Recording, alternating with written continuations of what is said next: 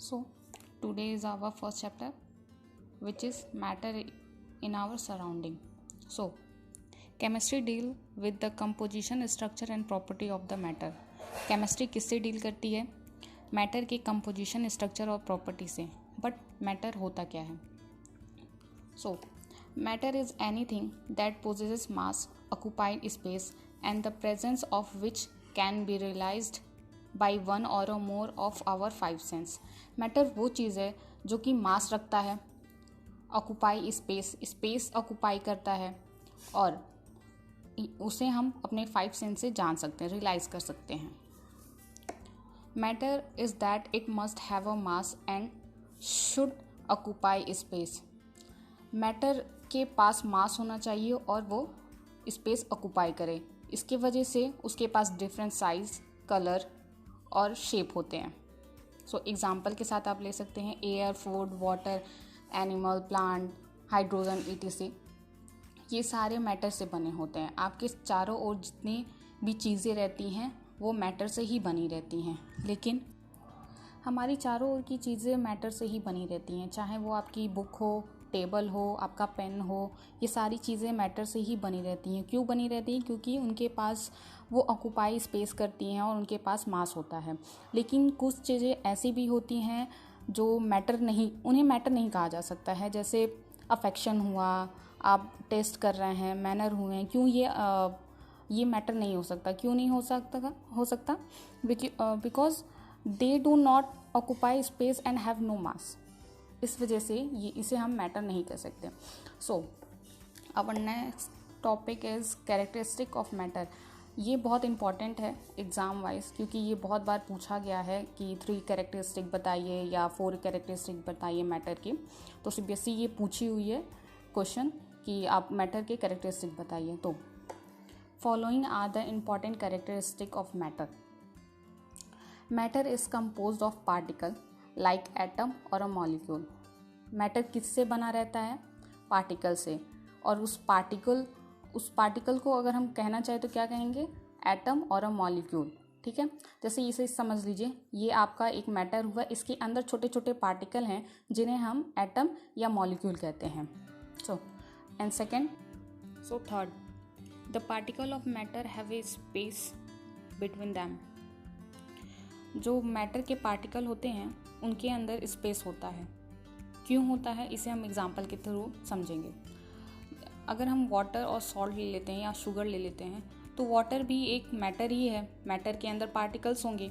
और सॉल्ट या शुगर भी आपका मैटर है, मैटर के अंदर पार्टिकल होंगे. अगर पार्टिकल के बीच स्पेस नहीं हुआ तो या सॉल्ट का पार्टिकल या वाटर का पार्टिकल सॉल्ट में कैसे जाएगा?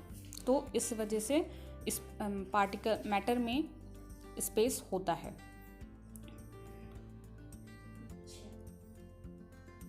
Fourth, the particle of matter are in constant motion. जो मैटर के पार्टिकल्स होते हैं वो कांस्टेंट मोशन में रहते हैं. इसे भी हम एग्जांपल के थ्रू लेते हैं. लाइक अगरबत्ती. अगर हम अगरबत्ती को रूम के अंदर जलाते हैं कॉर्नर में, वो उसका फ्रेगनेंस जो होता है वो जल्दी स्प्रेड हो जाता है, बहुत जल्दी.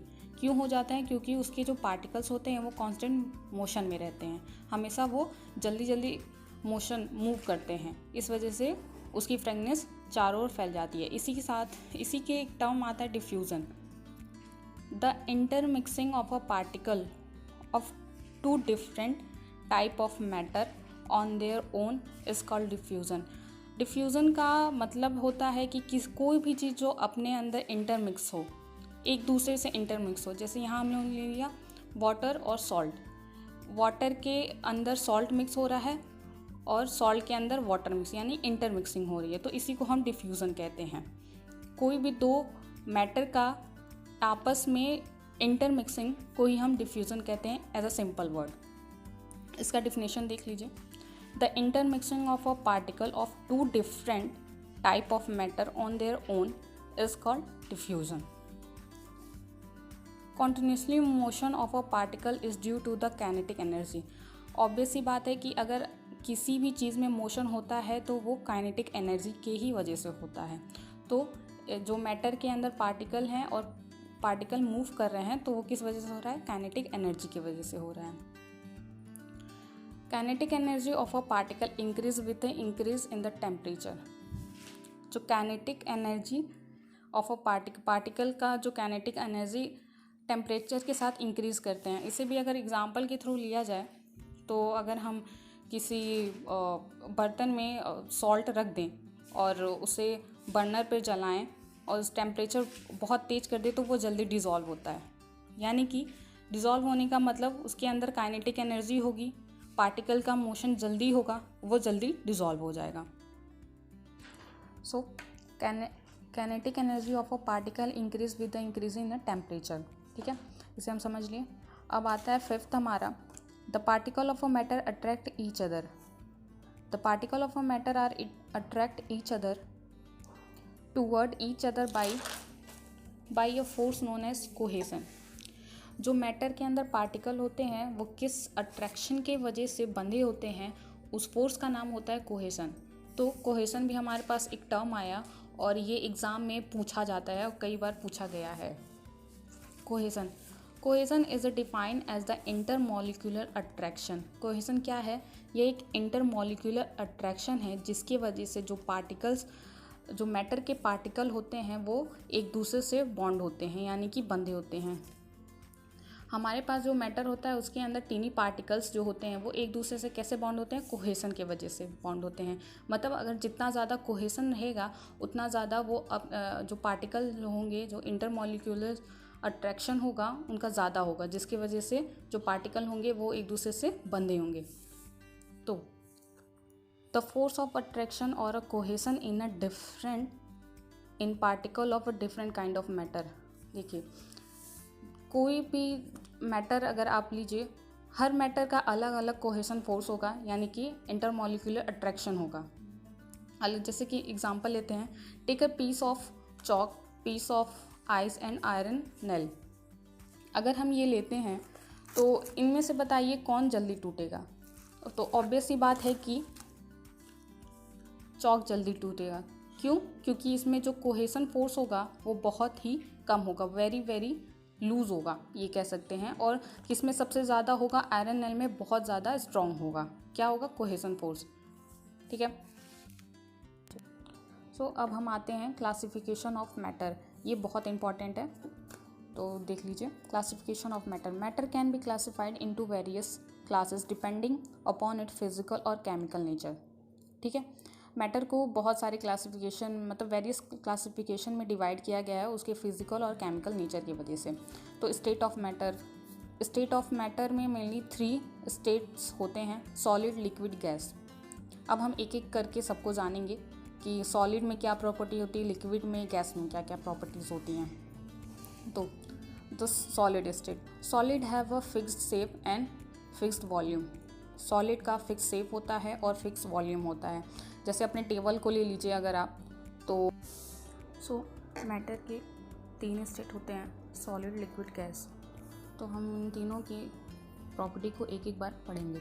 देखिए, सॉलिड, तो सॉलिड स्टेट की प्रॉपर्टीज़ हैं 5, और ये एग्ज़ाम में आते ही हैं कि आप सॉलिड स्टेट की प्रॉपर्टी बताइए या लिक्विड स्टेट के, गैसियस स्टेट के।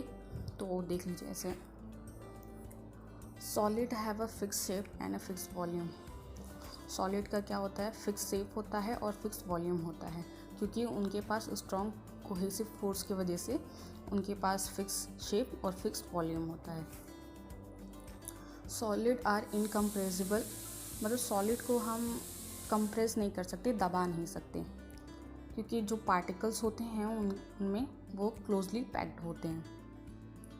दे हैव अ हाई डेंसिटी, उनके पास हाई डेंसिटी होती है, वो भारी होते हैं। डेंसिटी अभी यहाँ पे यही समझिए आप लोग कि वेट, उसकी weight. They have a high density क्योंकि उनके पार्टिकल्स जो होते हैं वो टाइटली पैक होते हैं। Solid do not flow, obvious सी बात है सॉलिड फ्लो करेगा नहीं। Solid have their melting and boiling point, solid का अपना मेल्टिंग और बॉइलिंग पॉइंट होता है। ठीक है, अब यहाँ से एक टर्म हम लोग को मिलता है रिजिडिटी। तो क्या होता है? It is the property of the solid to maintain the shape against external force. जैसे आप लोगों ने बैंड देखा है ना, रबर बैंड, तो उसको हम लोग अगर एक्सटर्नल फोर्स लगाएं और फिर वो अपने ही शेप में आ जाता है।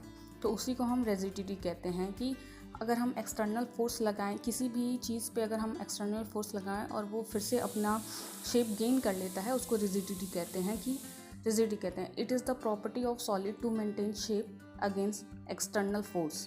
ठीक है, अब लिक्विड के प्रॉपर्टी को देखते हैं। So liquid have a definite volume. ठीक है, आप लिक्विड को किसी भी सेल में रख दीजिए, चाहे वो गोल सर्कल का हो, चाहे वो रेक्टेंगल का हो।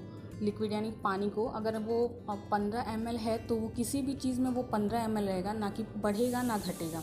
तो उसका डेफिनेट वॉल्यूम होता है।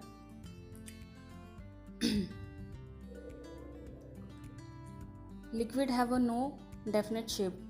ऑब्वियस सी बात है, लिक्विड को किसी भी वेसल में डालिए वो उसी का शेप ले लेता है। जैसे कि अगर आप उसको ग्लास में डालें तो ग्लास का शेप ले लेता है, या उसको बॉटल में डालिए तो बॉटल का शेप ले लेता है। तो इसीलिए उसका कोई शेप नहीं होता है। Third, they have a low density. ये मतलब लिक्विड के और सॉलिड के कंपैरिजन में इसका जो डेंसिटी होती है वो बहुत लो होती है, बिकॉज लूजली पैक्ड होते हैं एज़ कम्पेयर टू सॉलिड। ठीक है, कंपेयर टू सॉलिड मॉलिक्यूल्स,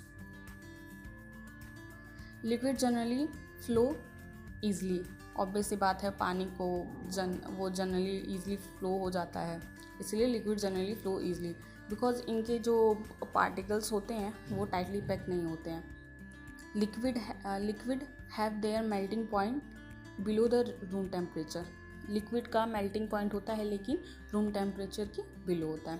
तो ये प्रॉपर्टीज़ हो गई आपकी लिक्विड की।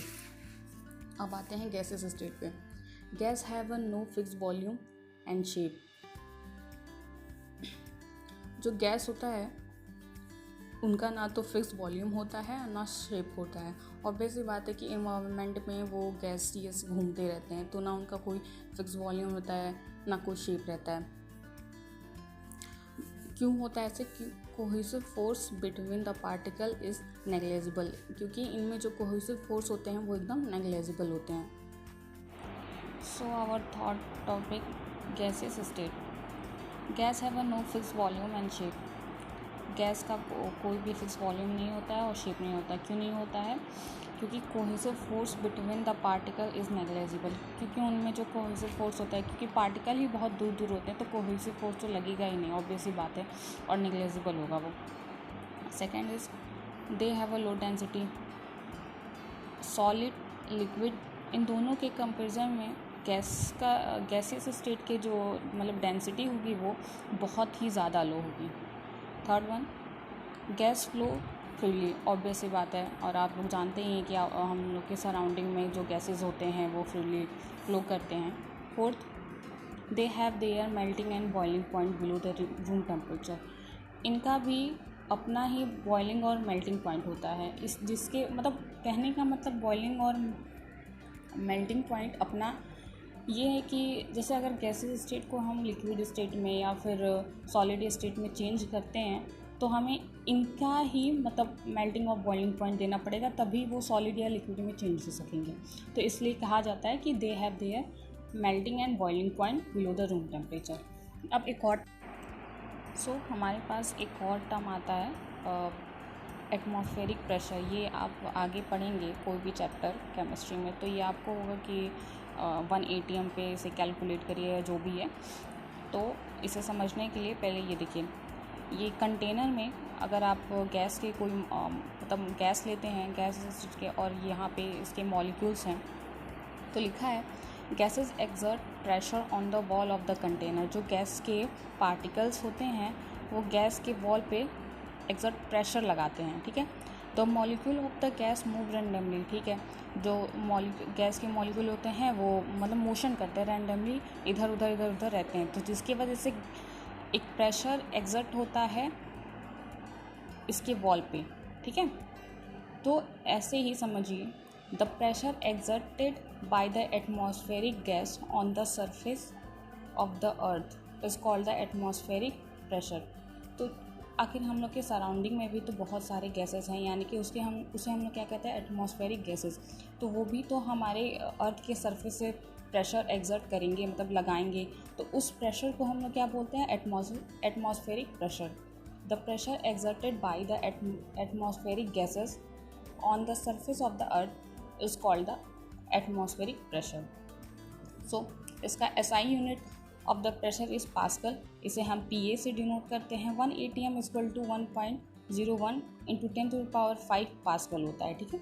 ये आप ध्यान में रखिए, क्योंकि आप आगे के चैप्टर में या आगे क्लास में जाएंगे तो फिर ये बहुत ज़रूरी काम आएगी आपको। अब देखिए, मैंने बताया आपको कि सॉलिड स्टेट, लिक्विड स्टेट और गैसेस स्टेट की प्रॉपर्टीज़ जितने भी हैं, तो ये एग्ज़ाम में आपको डैम श्योर पूछा ही जाएगा कि या तो इसकी प्रॉपर्टीज़ अलग अलग करके पूछ लेंगे, या फिर टैबुलर फॉर्म में आप पूछा जा सकता है, यानी कि डिफ्रेंशिएट करिए, तो आप उसको टैबुलर फॉर्म में अपने कॉपी पर बना लीजिएगा, जिस वजह से वो ईज़िली होगी आप लोगों को पढ़ने में, ठीक है। So our next topic is change of the state. जैसे कि लिक्विड, सॉलिड और गैस, हमारे पास ये 3 स्टेट हैं, ये आपस में इंटर कन्वर्टेबल होते हैं, यानी कि ये आपस में चेंज हो सकते हैं। जैसे सॉलिड लिक्विड बन सकता है, लिक्विड गैस बन सकता है, गैस सॉलिड बन सकता है, तो ये आपस में इंटर कन्वर्टेड होते हैं, ठीक है। लिखा है all the 3 state of the matter, solid, liquid and gas, are the interconvertible, that is they can be change from one state to another by heating और अ कूलिंग, ठीक है। यानी अगर हम आइस ले लेते हैं, आइस का कोई टुकड़ा देते हैं, उसको अगर हम हीट करते हैं और उसको गैस पे रख देते हैं किसी कंटेनर में और उसको हीट करते हैं, तो वाटर वो बन जाता है और जल्दी बन जाता है। फिर वाटर को अगर हम हीट करते हैं तो वाटर वेपर हो जाता है, जो स्टीम हम लेते हैं, जैसे आप समझ सकते हैं। और फिर अगर इंटर कन्वर्टेबल है, यानी कि वाटर वेपर को अगर हम कूल करें तो वो लिक्विड बन जाता है, फिर लिक्विड को अगर हम कूल करें तो वो सॉलिड बन जाता है। अब हम एक एक करके जानेंगे कि सॉलिड से अगर लिक्विड में चेंज होता है तो वो किस प्रोसेस से होता है। तो change of liquid into solid, अगर आइस है, आइस को अगर हम लोग को वाटर में चेंज करना है तो किस प्रोसेस होगा, वो प्रोसेस होता है melting. It is a process in which a solid state of the matter is change into a liquid state, usually by applying heat, ठीक है। हम हीट, देखिए कहीं भी अगर आपको मेल्टिंग पॉइंट दिया हो कि इसका मेल्टिंग पॉइंट ये है वो है, तो आपको तुरंत माइंड में स्ट्राइक होना चाहिए कि ये सॉलिड से लिक्विड की बात कर रहा है और इसे हीट दिया गया है, ठीक है। इसीलिए यहाँ पे मेल्टिंग पॉइंट बोला गया है। तो मेल्टिंग है क्या? बेसिकली मेल्टिंग एक प्रोसेस है जो सॉलिड स्टेट को लिक्विड स्टेट में चेंज करता है, usually by giving heat, okay.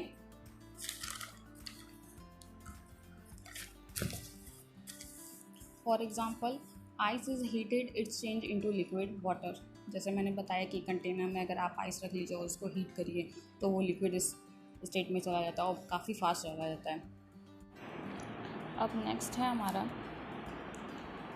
कि what is a melting point, ठीक है। The temperature at which a solid melt to become a liquid at a atmospheric pressure. देखा, एटमॉस्फेरिक प्रेशर आ रहा है, तो आपको मैंने पिछले टर्म में बताया था कि व्हाट इज़ एटमॉस्फेरिक प्रेशर, तो आप लोग देख लीजिएगा, उसे क्लियर कर लीजिएगा। तो the temperature at which a solid melt to become a liquid at atmospheric pressure is called its melting point. तो वही बात है कि सॉलिड जब मेल्ट होके एक टेम्परेचर पर जब सॉलिड मेल्ट होके लिक्विड स्टेट में जाता है, लेकिन 1 एटमॉस्फेरिक प्रेशर पे, तब वो मेल्टिंग पॉइंट होता है। अब जो तब एक और टर्म हमें मिलता है, fusion. The process of a melting a solid into a liquid is called a fusion, ठीक है। तो इन सब को अभी आप थोड़ा सा मतलब भूलिए मत, किनारे रखिए। तो यहाँ पे अगर हम देखते हैं द प्रोसेस ऑफ मेल्टिंग, ये भी वही कहना चाह रहा है, बस the process of a melting a solid into a liquid is called a fusion. तो हमें क्या कह देंगे, इसे फ्यूज़न कह देंगे। अब आते हैं दूसरे टर्म पे अपने। देखिए यहाँ पे कुछ छोटे छोटे टर्म्स मिले हैं, वो बहुत ज़रूरी हैं क्योंकि आप एग्ज़ाम में पूछे गए टर्म्स हैं और ये आपके आने वाले चैप्टरों में ही मतलब इसका डिस्क्रिप्शन भी है और ये बहुत जगह यूज़ भी किया गया कि मतलब latent heat, what is and atmospheric pressure. तो यहाँ पे अगर आप इसे क्लियर कर लेते हैं तो आगे आपको कोई परेशानी नहीं होगी। तो So our next term is latent heat of fusion. The latent heat is a term released or absorbed during a change of state. Latent heat वो है जो स्टेट चेंज के दौरान एनर्जी रिलीज़ करती है या एब्जॉर्ब करती है, ठीक है। तो अगर हम सॉलिड से लिक्विड स्टेट में जाते हैं तो या तो एनर्जी रिलीज़ करके या फिर एब्जॉर्ब करके, या एनर्जी रिलीज मतलब उसको हीट देके और एब्जॉर्ब मतलब कूलिंग करके, लेकिन वो कूलिंग और वो हीट हमें दिखाई नहीं देता है। हाँ, लेटेंट का मतलब होता है कि हिडन, एक ऐसे टेम्परेचर पे वो स्टेट चेंज हो रहा है लेकिन हम उस टेम्परेचर को रियलाइज़ नहीं कर सकते, देख नहीं सकते, ठीक। अब हम आते हैं लेटेंट हीट ऑफ फ्यूज़न क्या होता है। तो लेटेंट हीट हमने जाना, the latent heat is the energy release और absorb during a change of state. और फ्यूज़न का भी हमने मीनिंग जाना, the process of melting a solid into a liquid is called fusion, ठीक है। अब दोनों को जानते हैं, the latent heat of a fusion. तो लेटेंट मतलब हमने बताया कि हिडन होता है। तो the latent heat of a fusion of a substance is the amount of heat required to convert unit mass of a solid into a liquid without a change in a temperature। तो आप ये कह सकते हैं कि हमें एक ऐसे हीट मतलब एक ऐसा हीट हमें चाहिए जो सॉलिड से लिक्विड टू कन्वर्ट तो हो लेकिन without a change in a temperature, ठीक है। अब आते हैं हमारा जो सेकंड है, change of a liquid to solid. पहला क्या था कि सॉलिड टू लिक्विड, तो किससे हुआ, मेल्टिंग से हुआ। अब ये क्या है, liquid to into solid, change of liquid into solid, तो किससे होता है, फ्रीजिंग से। वो किससे हुआ था, मेल्टिंग से। ये किससे हो रहा है, फ्रीजिंग से होता है। तो freezing is the process in which a material in liquid state is change into its solid state, ठीक है। इस फ्रीजिंग में क्या होता है कि जो मटेरियल होते हैं वो लिक्विड से सॉलिड स्टेट में चेंज होते हैं।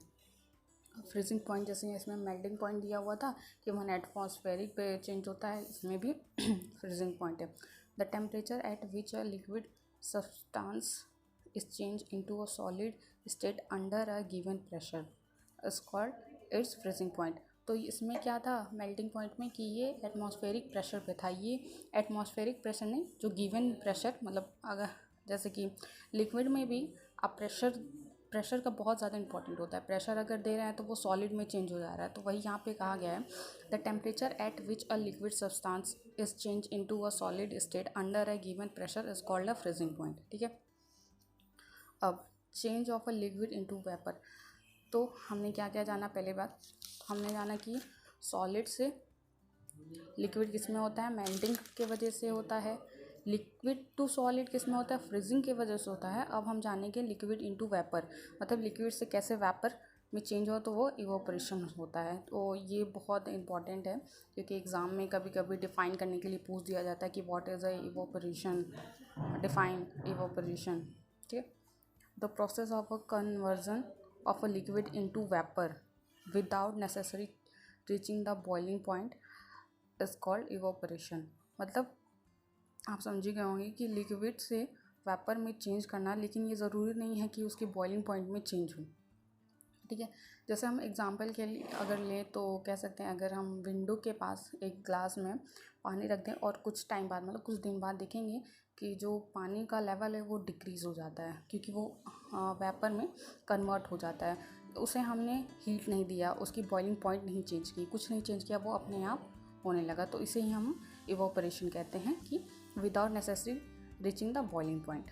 अब boiling point a term at which liquid boil, ठीक है। बॉइलिंग पॉइंट अगर आप देखिए मेल्टिंग पॉइंट आएगा तो आप क्या सोचेंगे कि कोई भी सॉलिड लिक्विड में चेंज हो रहा है एक सर्टेन टेम्परेचर पे। बॉइलिंग पॉइंट क्या है, temperature at which a liquid boil, मतलब लिक्विड बॉयल हो रहा है। अब इसी में जैसे हमने यहाँ पढ़ा था कि लेटेंट हीट ऑफ फ्यूज़न, इसी तरह होता है latent heat of evaporation. It is the amount of heat required to convert unit mass यानी कि 1 kg of a liquid into a vapour at its boiling point without a change in a temperature, ठीक है।